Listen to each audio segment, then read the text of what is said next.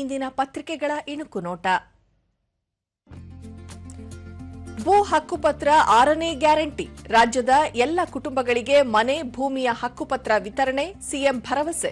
ಹೊಸಪೇಟೆ ಸಮರ್ಪಣೆ ಸಂಕಲ್ಪ ಸಮಾವೇಶದಲ್ಲಿ ಸರ್ಕಾರದ ಸಾಧನೆಗಳ ಅನಾವರಣ.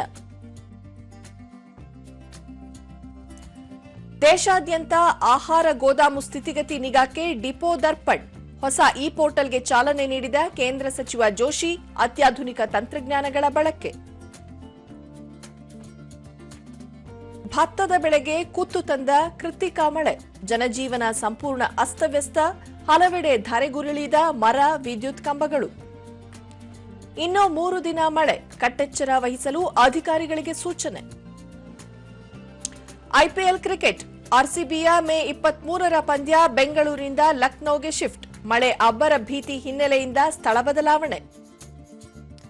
ಇವು ಇಂದಿನ ಪತ್ರಿಕೆಗಳ ಪ್ರಮುಖ ಸುದ್ದಿ. ಉಳಿದಂತೆ ನ್ಯಾಯಾಧೀಶ ಹುದ್ದೆ. ಸುಪ್ರೀಂ ಕೋರ್ಟ್ನ ತ್ರಿಸದಸ್ಯ ನ್ಯಾಯಪೀಠದಿಂದ ಮಹತ್ವದ ತೀರ್ಪು. 3 ವರ್ಷ ವಕೀಲಿಕೆ ಕಡ್ಡಾಯ.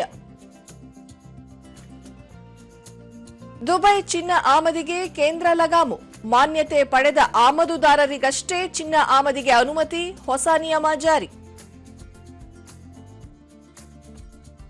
ಕರ್ನಾಟಕ ಮೂಲದ ಪರಮಾಣು ವಿಜ್ಞಾನಿ ಡಾ ಶ್ರೀನಿವಾಸನ್ ನಿಧನ. ಪರಮಾಣು ಶಕ್ತಿ ಪ್ರಾಧಿಕಾರದ ಅಧ್ಯಕ್ಷರಾಗಿ ಸೇವೆ. 3 ಪದ್ಮ ಪ್ರಶಸ್ತಿ ಪುರಸ್ಕೃತ.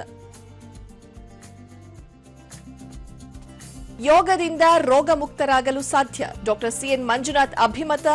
ಯೋಗ ದಿನದ ಜಾಗೃತಿ ವಾಹನಕ್ಕೆ ಚಾಲನೆ.